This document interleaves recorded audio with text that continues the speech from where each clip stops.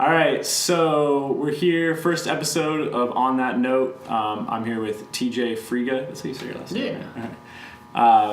And he's a guitarist in a band called The Instructions and the songwriter for that band. He's also a guitarist in a band called Playboy Man Baby. Today we're going to be talking about a lot of Instruction stuff. They're kind of like a really cool garage mathy band, and we're just going to be diving into some of that stuff. But yeah, he's also a teacher at School of Rock with me, so that's how we know each other, and I'm excited to be talking to him today about some music. Alright, so the first song I want to start with was F.K.B, which is the one you just put out recently, right? And so I'm going to play a little section of that and then kind of talk about that main riff and how you wrote it. I think I've got it tabbed out somewhat close to what it is, but it's also really fast, so. I'm interested to hear it.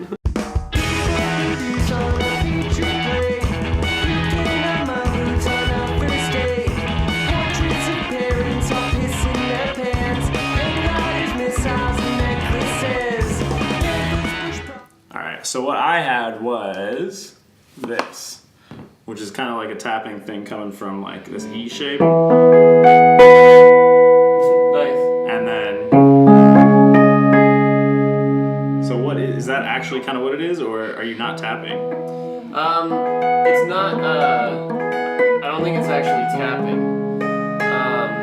However, I sing while I play this part, so we delegated that part to, that's what Justin plays. Okay. But I think he's pretty much playing with like a slapback echoey thing on it, and he's doing a shape more like this. Oh, okay. Yeah, and then he kind of does that rake over the top of it. So it's like that major third and then 9 thing spaced out across here. Yeah, and he finger picks it, so he can get that barretta, like... Wow, I made that like 10 times more complicated than it needed to be. That's cool though, I like how it sounds the way you play it like that. That's hilarious. Okay, because I was just like I heard that and I was like, it's tapping. I didn't even consider that it would be something else. That's cool though. Oh yeah, so this song is, it's not too overthought in any which way. So that's his main riff, and then he just brings it down to C sharp there and kind of does the same thing. You can kind of hear that there. You know what I mean? Yeah. Okay, cool. I'll have to update the tab. But that's really funny. Okay, so did you write that or did he write that? Well, we started with like the bass part, which was just kind of that octave groove thing. And then, let's see, I think I came up with just the chords, and then Justin came up with the rhythm. Yeah. And so those other rhythms I'm playing on top of here are just like this sort of E major 7 thing. Okay. And then with a couple extensions that way. Yeah, and so my part is pretty simple while I sing. I just go 1, 2, 3, 4, 2, 2, 3, and I play whole notes. Down 2.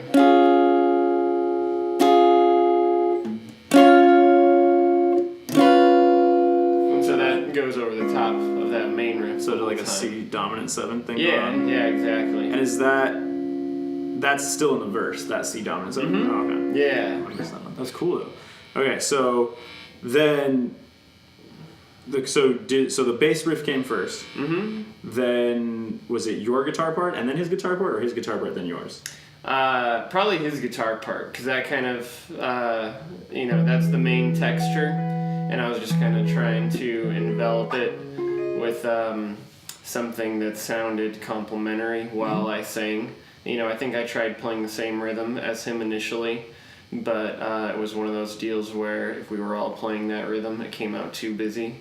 And so, just for the necessity of singing, once I started playing something whole notes that were complementary in that way, it all turned out pretty well. Cool. Yeah. Cool. So let me listen to it again, and knowing like how it actually is, and then hearing your guitar riff a little bit more. Yeah. Then the drums, right? So I don't know how much you know about how that was written, but because the backbeats push to that and a 4. Mm-hmm. Was that like an intentional decision? Because if the bass groove came first, did the drummer just start jamming with the bassist on that part? Yeah, I think so. And it's funny, we were talking about Deerhoof a moment ago, because your Quilter amp, I think this groove is generally kind of like, I wouldn't say like totally lifted from a Deerhoof song, but the groove is pretty similar to a song called Perfect Me by Deerhoof. Okay. Where that same backbeat sort of thing is on a wood block. It's pretty wacky, yeah. Interesting. So, yeah, that's one point of listening we came up to, but also Chad, our drummer, in general, doesn't like to play things too straight, so even if the bass part did start that way, I think he probably was the one to manipulate it a little bit with that tag on it each time. Got it. Yeah. Yeah, because that was one thing that definitely stuck out to me too, was just like that pushed backbeat, because that was pretty cool as well. Yeah. And it fits perfectly with the guitar, the guitar riff. Yeah, I think if I remember correctly, the guitar riff was initially just da ba da da da ba da da ba da ba, and then the more we played on it and developed that accent on the back half, it became da ba da ba da ba da da ba da ba da, and sort of to fit to what Chad was doing on the drums. So it's kind of like it evolved to fit, the idea Chad brought to it after, it started on the bass. That's probably the best way I could describe how that's cool. So it started more straight, and then Chad, the drummer, just kind of pushed it to that more. And that's kind of the cool thing about writing with him in general. I think sometimes some of the ideas Justin and I will start out with are kind of straightforward, and then Chad helps us manipulate them a little bit rhythmically into something more interesting. So that way, we can start with kind of the harmonic stuff that we think sounds good, and then also kind of add that rhythmic layer to it. So it's got it. Has two elements to it. But yeah, he brings Chad probably brought that to it after the main idea was established. Got it. That's really interesting, because I've never written like that, so that's kind of cool.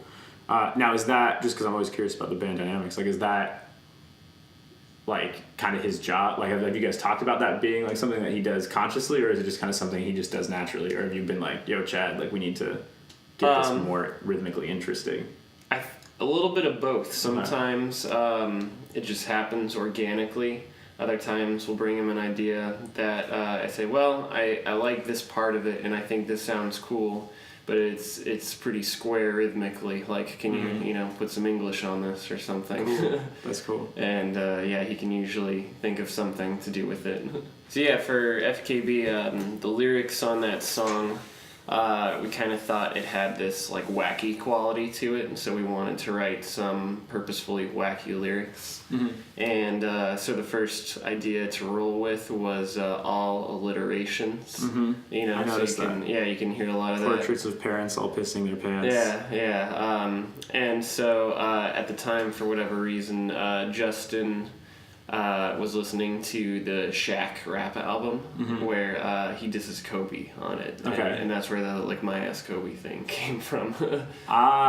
So it was just kind of like little weird bits of things we were doing at the time. One of the second verse alliterations is like a Simpsons thing. And so there's the Shaq thing in the first verse.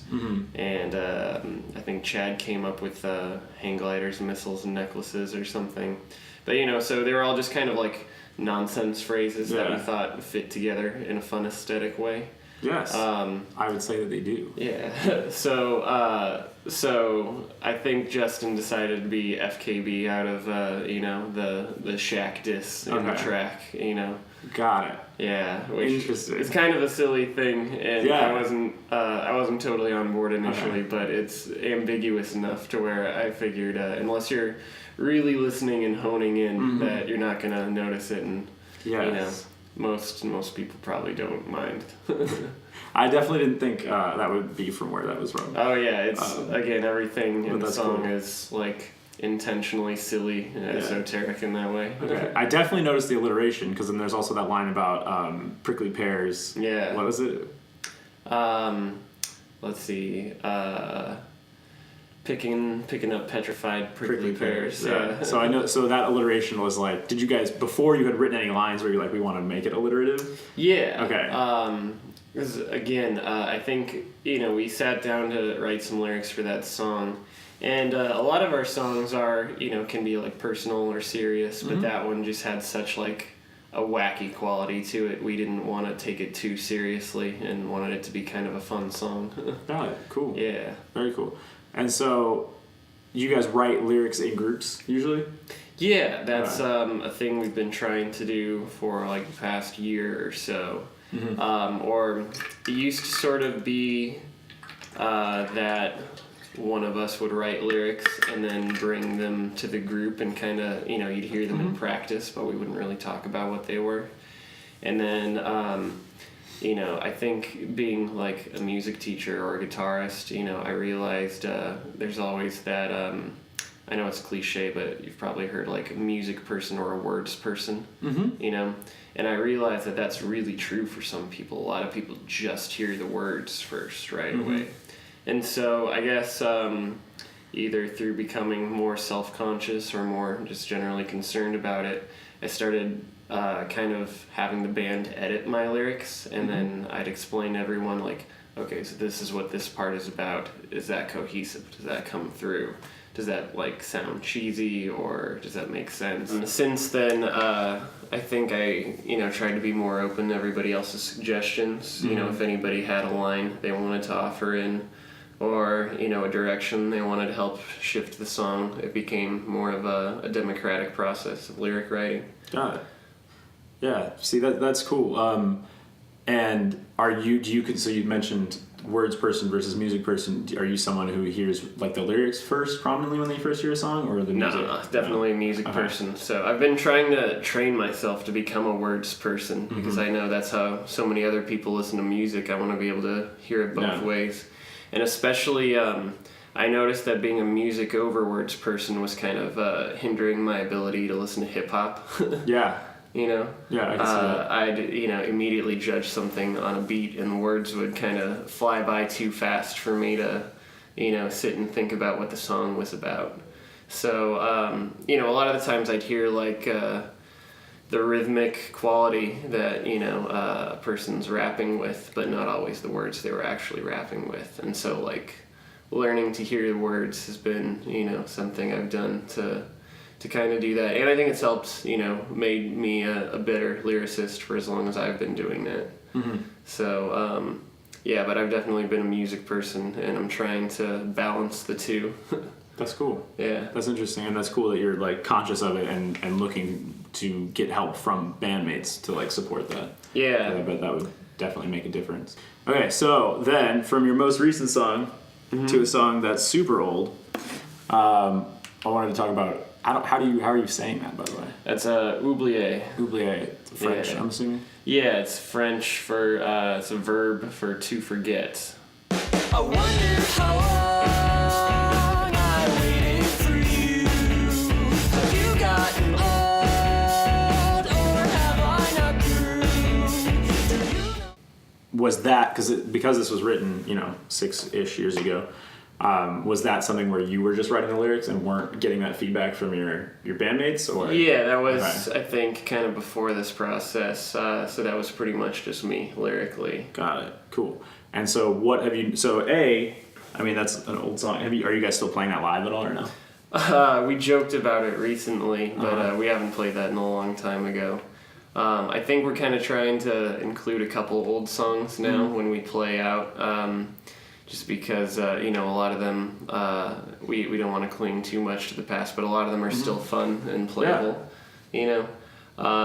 So we've discussed it, but we haven't played it in probably, 2 or 3 years. Got it. Interesting. Okay, so what do you hear, like, just listening to that, how have you changed since then? And if you want to talk about the lyrics of it and, like, how has that process changed, like, from...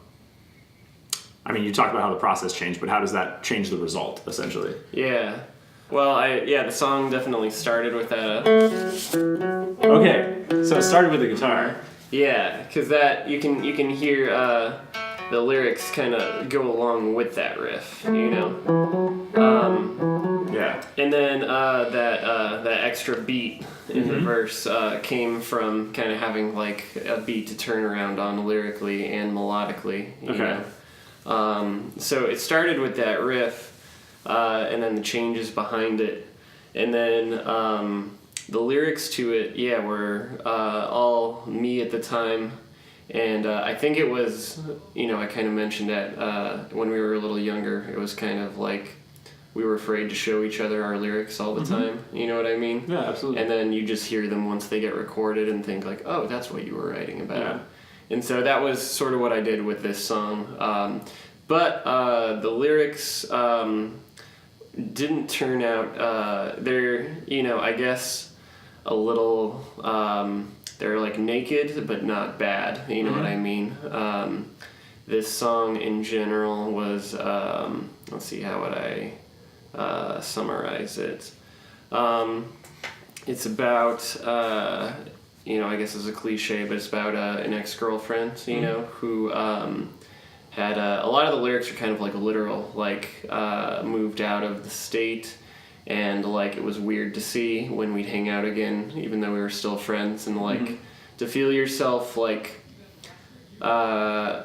changing, after you had such a memory of who you were with someone. It's kind of like a progress mirror, like to see someone and think like, oh, it's weird to think of who I was when we were together, and time going by and stuff like that. Cool. And I guess there's also like some Arizona related things in there, you know what I mean? Because I usually try a couple times, or once every couple songs, to include. I really like songs that have something like geographical or specific that you can kind of like pinpoint here, and so like talking about like the smell of creosote in this song is like a very Arizona thing that I thought contrasted well with somebody coming in and out of the state. So, little details like that are what went into this one. That's cool. And so the guitar, I'm surprised the guitar riff started it, because to me that felt like a song that was written by a drummer. Oh, yeah. Like it felt like a drum groove first, because how are you counting it exactly? Because I was counting it like... I wonder how long I waited for you. A bar of 7 and a bar of 6. Okay, yeah. Yeah, so, because it initially started, let's see, and so that extra, like I said, that turnaround beat was pretty specific to the melody, to get to the next part of the melody before it turned around.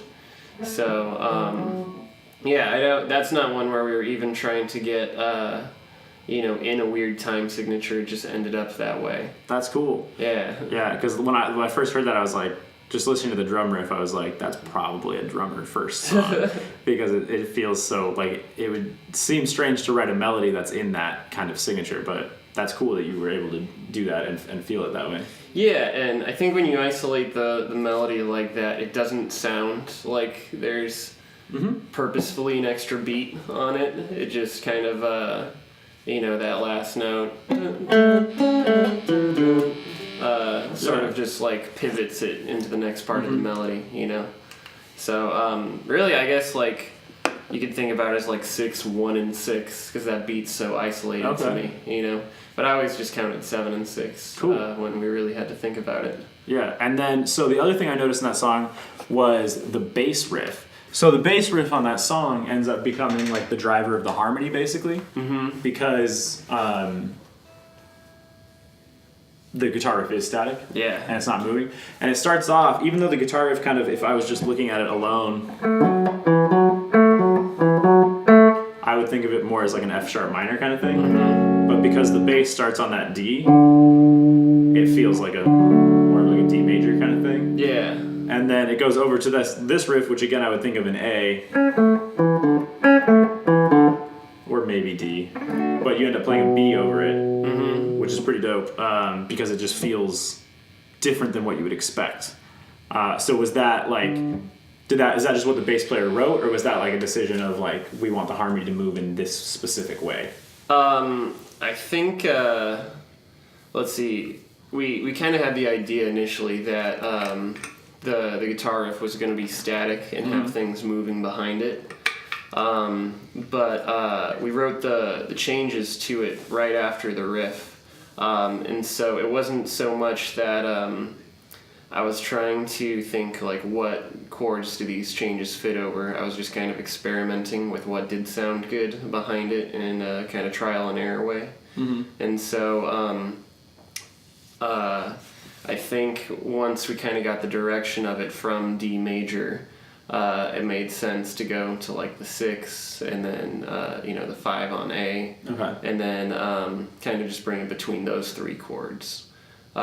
So it wasn't the bass player at the time. At the time we were kind of having like bass players in and out at points. Justin would play bass, and we had Chad, our current bass player, for a brief amount of time when we were playing this song, but we just kind of called him in after stuff was written. But yeah, I think it was kind of conscious on Justin and my part to make the chord progression work with the melody rather than worrying about like what the melody dictated. So that's why we ended up doing like D, B minor, A, B minor, and going between those chords. And then eventually up to, I think we go to, yeah. Yeah, because that was the other part I was going to talk about. Because it sets up like this really interesting thing at the end of the verse before you go into that little break section. Out of the fog, your choices are bold. I wonder where you wanted to be.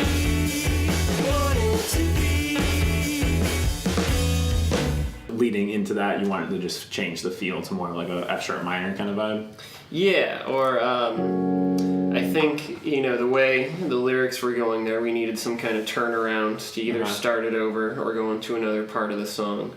And so, for me, the central key of this song is like D major. Got it. So, for me, we're trying to build tension back to 1 so we could wrap it up and try something else after that, or, flip it over and start it again. So it's, just kind of like working down harmonically to the 1 chord there. Cool. Yeah, that's cool. And that was like a really, I must say it was very effective, I would say. Thanks. Because even I first was listening to it on my computer speakers, and so I couldn't hear the bass much, but I could feel the change somehow. Oh, yeah. And so then I put on my headphones and was listening to it, and I was like, oh, so it's moving there. And it just, it worked really well. And then I loved the doubling of the... Oh, yeah. To get that wanted to be in there twice, because that was cool. Yeah, I think that really stretches it out before the verse flips over, and it worked well with the lyrics too. Yeah, cool. Very cool. All right, so that kind of gives us a good like most recent song, really old song. Yeah. So I'm glad we can kind of talk about that and how it's cool to see that you're, no matter what, differences in collaboration, and definitely the aesthetic, whereas this is like lyrically a little bit more serious and the other one's a little bit more like nonsensical. Yeah. But and we still kind of flip that back and forth. Like there's still new songs that are serious, but there's some old goofy ones too. Yeah. But the one thing that remained is you guys were very, very intentional about how you guys were writing those things. And it was very clear. Yeah, I don't think we ever necessarily had a song that turned out goofy just because we were, leaving it to be that way. Usually each song has an idea behind it, even if it does feel like nonsense. And the idea was nonsense in that case, That's cool. Yeah. That's cool, because I know a lot of people who don't necessarily write that detailed or like that intentional, I guess would be the word. So the other one I wanted to talk about, another song, was Sven, Those Aren't Your Arms. Oh, yeah. Which, again, kind of a great title. Thanks. But what I really like, we got this nuts riff in it, the triplet pull-off thing, which we'll listen to really quick here.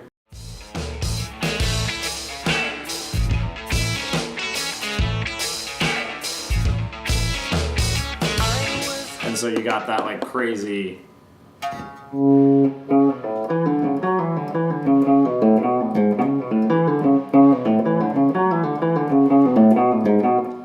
The turnaround on it is nuts, because it goes from the like, and then it restarts, so you get that double in a row. But yeah, so you got that crazy triplet thing, and then by contrast, you got the other part, which is the. Yep.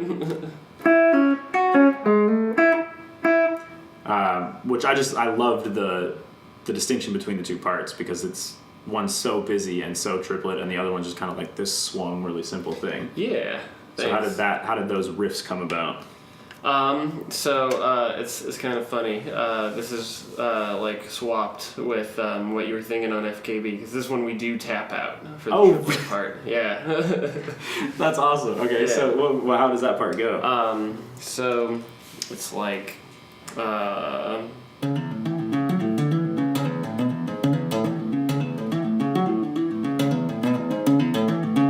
Man, that's really cool. Thanks. Okay, and like 10 times easier than the way I was trying to. Oh yeah. Yeah, and that's kind of the fun thing about it. Even though it's all tapped out, it's relatively easy, and I can still sing while playing it. That's okay. Oh, so you're playing and singing that part. Yep. That's cool. Okay. Yeah. And then the other part is the dope. Okay. And then when you switch it, you just move everything up a string set. Yep. Yeah. It's Right. kind of like a just 1/4.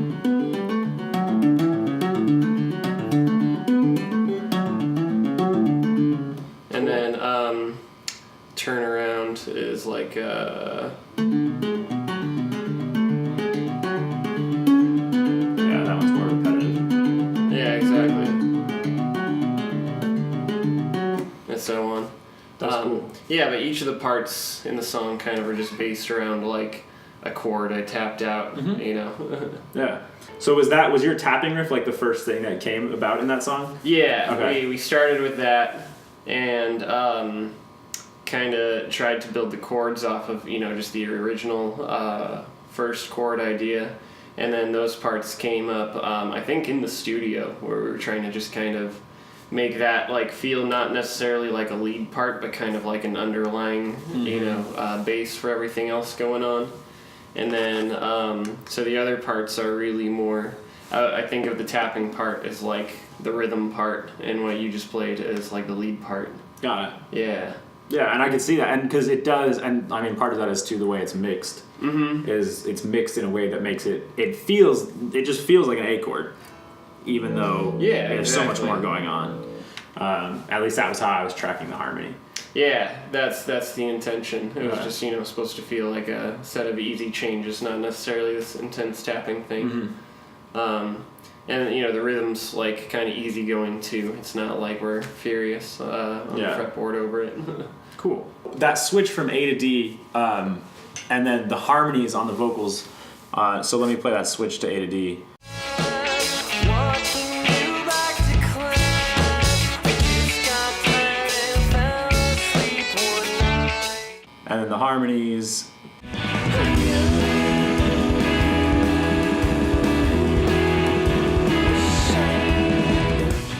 Those both feel kind of like more old school rock and roll-y kind of things.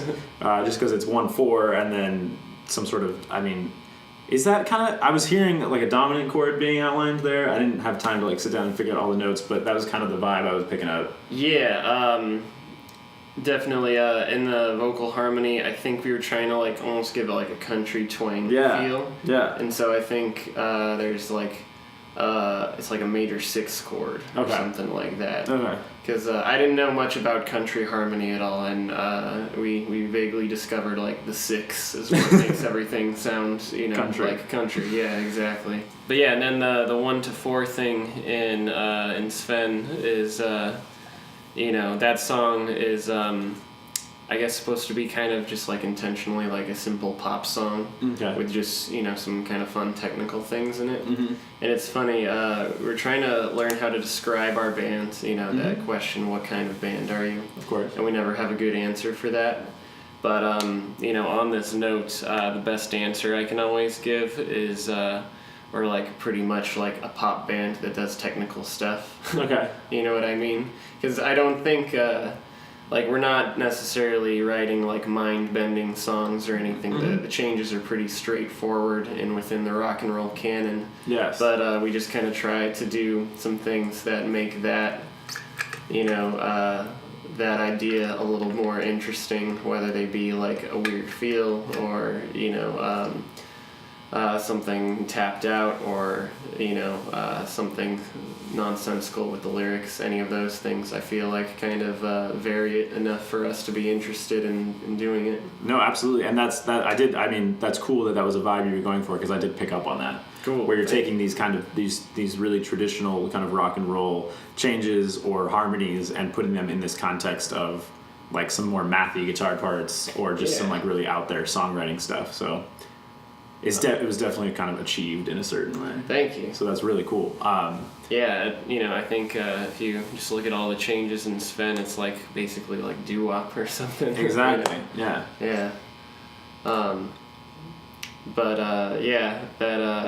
That comes through in a lot of other songs. We just kind of try to take chord progressions that are classically good and try to put some qualities on them that make them more interesting than just playing them as common chords, things like that. Cool. Yeah. Yeah. So I'm glad that shows through to where somebody can recognize it. Yeah. And then, so the last question I kind of want to ask, and this is mostly just because I always try and get everybody's opinion on this. Yeah. We're not working again. God. I was so excited because I got this thing.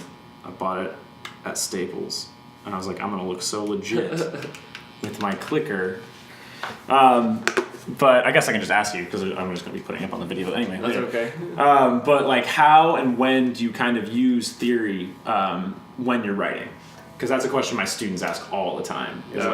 Like, when should I use it, or how should I use it? And obviously the answer is like whenever you want. But how do you do it specifically?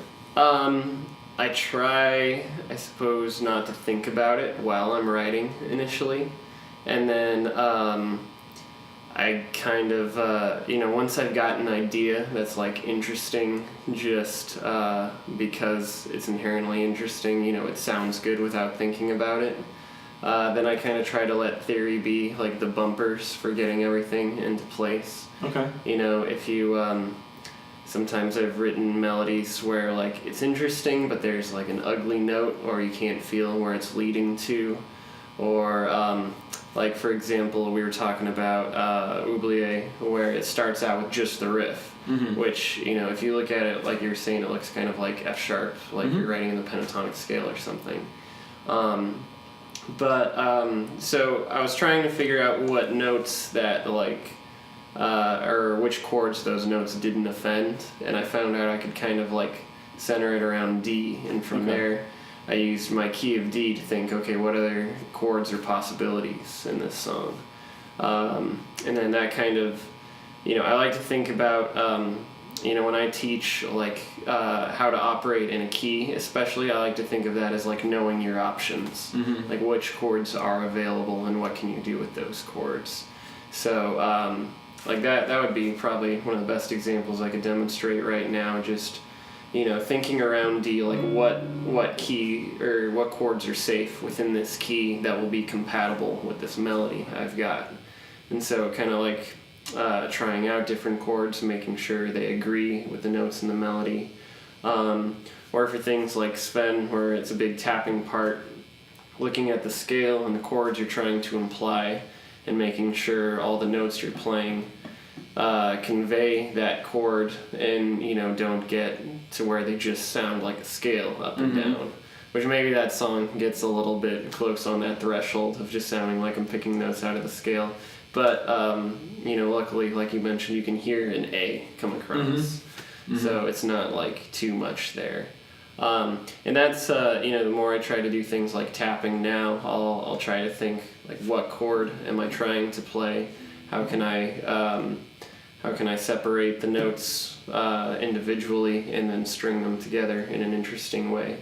So, harmony and knowing my keys have been really helpful as far as songwriting, because there's always that point where you're thinking, what comes next? And that's one of the things where, intuition plus music theory is really helpful.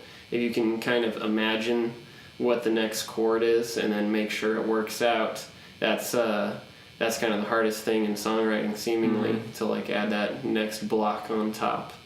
And then I try to, you were mentioning some of it sounded like it was written by a drummer. I really try to hang with the drums as much as I can. And we were recently talking about, learning to play drums. And that's really helpful for me, being able to think more like a drummer, especially when I'm playing rhythm guitar, playing on the downbeat of things instead of playing all through it. That has helped me shape my rhythmic ideas a lot. Or where I want accents to be, things like that, if I can think about what the drums would be first.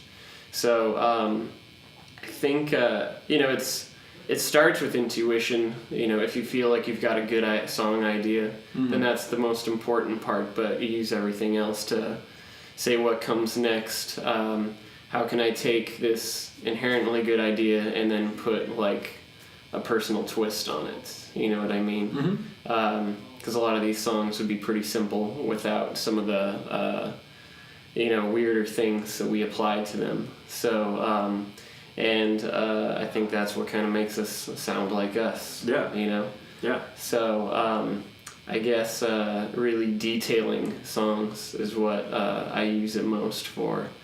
That's cool. Yeah. That was a very, very in-depth, and I'm very excited. I'm filming this so I can go back and listen to everything again and really kind of. I hope I haven't been too rambling. No, absolutely. I don't think so. I think you were very no, I don't think at all. Well, thanks. Any other things you wanted to say? Any shows you got coming up? Instructions playing Rebel Lounge on Christmas. Okay. Christmas night, which I think we're gonna play with Tripod, which is the new band with Jacob and Jordan from Twin Ponies, who are really killer players, and also Josh from Dent, who is another awesome musician. Those are guys I really appreciate here in Phoenix. Hopefully we can get them on the next episode. Oh yeah. But yeah, cool. And this will be out before then, so I'll definitely plug that. Cool. But awesome. Cool. Yeah. Thanks, Jacob. Yeah. Okay. Cool.